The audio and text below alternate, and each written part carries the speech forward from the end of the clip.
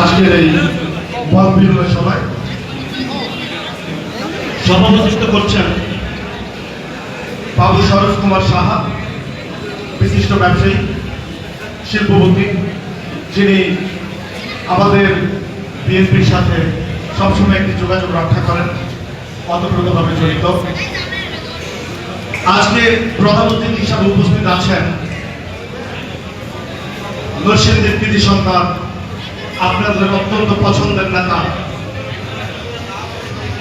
নরসিংদী জেলা বিএনপির প্রাণপুরুষ এবং নরসিংদী জেলা বিএনপির আহ্বায়ক ও বাংলাদেশ জাতীয়তাবাদী দলের কেন্দ্রীয় নির্বাহী কমিটির অন্যতম যুগ্ম মহাসচিব, আমাদের অত্যন্ত পছন্দের ভাই খায়রুল কবির খোকন ভাই। আজকে আমাদের মধ্যে উপস্থিত আছেন আমার আরেক সহকর্মী, সহযোদ্ধা। আমরা দুই ভাই একসাথে কাজ করছি, ঢাকা বিভাগে চেষ্টা করছি বিভিন্ন কাজ করতে এবং শারদীয় দুর্গাপুজো উপলক্ষেও আমরা বিভিন্ন জায়গায় মিটিংগুলো করছি, কমিটি নিয়ে কাজ করছি। আমার অত্যন্ত পছন্দের ভাই টাঙ্গাইলের কালিহাতির কৃতি সন্তান, বাংলাদেশ জাতীয়তাবাদী দল কেন্দ্রীয় নির্বাহী কমিটির সহ সাংগঠনিক সম্পাদক, ঢাকা বিভাগ সাবেক ছাত্র নেতা বেনজির আহমেদ টিটু ভাই। এখানে উপস্থিত আছেন আপনাদের নরসিংদীর আরেক প্রাণপুরুষ, যিনি এখানে বিভিন্ন আমাদের হিন্দু ভাইদের বক্তৃতা এসেছে, যিনি হিন্দু কমিউনিটির সাথে অলয় সুন্দর একটি যোগাযোগ রেখেছেন, যোগাযোগ রাখেন। উনি একজন শিল্পপতি মানুষ, শিল্পের কষ্টে যোগাযোগ তো থাকবেই। আর নরসিংদী হিন্দু সম্প্রদায়ের ব্যবসায়িক অবস্থানটা খুব ভালো। আমি যেহেতু পাশে আছি ২৫০০, আমারও এই ব্যাপারে ধারণা আছে। তো আপনাদের অত্যন্ত পছন্দের নেতা নরসিংদী জেলা বিএনপির সংগ্রামী সদস্য সচিব মঞ্জুর এলাই ভাই। আমাদের মধ্যে উপস্থিত আছেন নরসিংদীর আরেক কৃতি সন্তান, শিল্পপতি, হিন্দু সম্প্রদায়ের নেতা, যার সাথে আমার গতকালও নারায়ণগঞ্জে দেখা হয়েছে, আমাদের প্রদীপ্তা সহ আমাদের মধ্যে হিন্দু সম্প্রদায়ের অন্যান্য ভাইয়েরা। আমাদের মধ্যে উপস্থিত আছেন আমাদের দীপক কুমার ভ্রমণ প্রিন্স, যিনি একসময় ছাত্র দলের সাধারণ সম্পাদক ছিল। আমি তখন রাজনীতির সাথে সম্পৃক্ত ছিলাম না, কিন্তু প্রিন্স তখন থেকে আমার খুব ঘনিষ্ঠ ছিল, যাতায়াত ছিল। ও খুব ভালো ছেলে, পরিশ্রমী ছেলে, কাজ করেছে। আমাদের মধ্যে উপস্থিত আছেন নরসিংদীর বিভিন্ন পর্যায়ে হিন্দু কমিউনিটির ভাই ও বোনেরা, বিএনপি, ছাত্রদল, যুবদল, স্বেচ্ছাসেবক দল, মহিলা দল এবং অন্যান্য অঙ্গ সংগঠনের ভাই বোনেরা, আসসালামু আলাইকুম।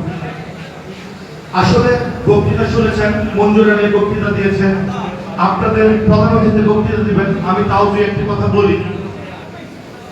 যেমন আমার বক্তৃতার আগে আমার সদস্যদের সাথে কথা হয়েছে হিন্দু কমিউনিটি নিয়ে। হিন্দু কমিউনিটি যে বিএনপি কি দিয়েছে, এই কথাটা তাদের প্রশ্ন এসেছে। আমি বলতে চাই, হিন্দু কমিউনিটির পাশে বিএনপি অনেক ছিল। বিএনপি হিন্দু কমিউনিটির কোন প্রকার ঝামেলা তৈরি করার জন্য কখনো বিএনপি যায়নি। বিএনপি সবসময় হিন্দু কমিউনিটির প্রতি সহযোগিতা এবং সহমর্মিতার মধ্যেই ছিল। আপনারা দেখেন, আপনাদের এই যে বিভিন্ন পুজো উৎসবগুলো হয়, আমরা কিন্তু অলয় সেই উৎসবগুলো যাতে আনন্দ মুখরিত ভাবে হয়, আমরা সবসময় বিএনপি তার জন্য সচেষ্ট থেকেছি, যাতে কোনো প্রকার ঝামেলা না হয়, কোনো প্রকার বৈরী অবস্থা তৈরি না হয়। তার জন্য আমরা কিন্তু মানসিক একটা প্রস্তুতি আমাদের সবসময় ছিল। এবং আমি ২৫০০-এর কথা বলতেছি, নারায়ণগঞ্জের কথা বলতেছি, নরসিংদী তো আমার পাশের এলাকা, আর নরসিংদীতে হিন্দু কমিউনিটি অনেক আমাদের। সেই কারণে আমি বলছি, আমাদের কিন্তু আপনাদের প্রতি সহমর্মিতার জায়গায় আমাদের কোনোদিন কার্যমতা ছিল না, কোনো ঘাটতি ছিল না। আপনারা দেখেন, আমি বলতে চাই, এই যে মঞ্জুর আলী বলেছে কক্সবাজারে যে মন্দিরে হামলা হয়েছে, কারা করেছে? ছাত্রলীগ করেছে। আপনার নাটোরের কথাটা গতকাল আমি নারায়ণগঞ্জে বলেছি, নাটোরে আপনাদের গ্রামের পর গ্রাম পুড়িয়ে দিয়েছে, হিন্দু কমিউনিটির উপর অত্যাচার করেছে। আপনারা যদি এইভাবে দেখতে থাকেন, ২৫০০ হয়েছে। আমি ২৫০০ আমার নির্বাচন এলাকা, আমি কথাটা নাই বলবো।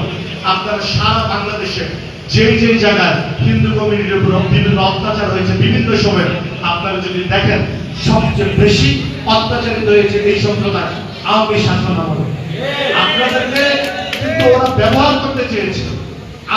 ওরা বলতে চেয়েছে হিন্দু ভোটটা আমাদের রিজার্ভ। রিজার্ভ বলতে কোনো বাক্য না।